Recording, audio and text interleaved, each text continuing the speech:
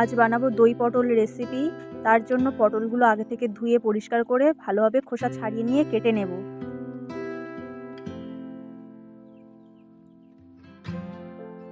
এরপর একটা বাটির মধ্যে পরিমাণ মতো নিয়ে নিলাম টক দই। টক দইটা ভালোভাবে ফেটিয়ে নেব। এরপর কড়াইয়ের মধ্যে আগে থেকে তেল গরম করা ছিল, তার মধ্যে পটলগুলো দিয়ে লাল লাল করে ভেজে তুলে নিলাম।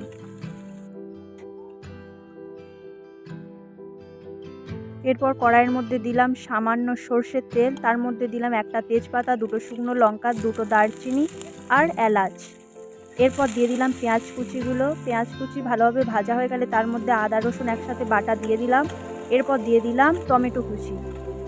টমেটো কুচিগুলো ভালোভাবে দিয়ে কিছুক্ষণ নাড়াচাড়া করতে হবে। যখন টমেটোগুলো গলে আসবে তখন তার মধ্যে দিয়ে দিলাম চিনি, হলুদ গুঁড়ো, লবণ আর লঙ্কার গুঁড়ো।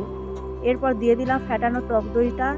বাটির মধ্যে যে টক দইগুলো লেগেছিল তাই বাটিটা একটু ধুয়ে জলটা দিয়ে দিলাম সামান্য পরিমাণে। এরপর যখন ফুট ধরবে তার মধ্যে ভাজা পটলগুলো দিয়ে 10 মিনিট ফোটাতে দেব। 10 মিনিট পর এটা খুলে ওপর থেকে 1 চামচ ঘি ছড়িয়ে এটা একটা পাত্রের মধ্যে নামিয়ে নিলাম। এই হলো দই পটল রেসিপি। এই দই পটল রেসিপিটা তোমাদের ভালো লেগে থাকলে অবশ্যই করে লাইক, কমেন্ট এবং সাবস্ক্রাইব করবেন।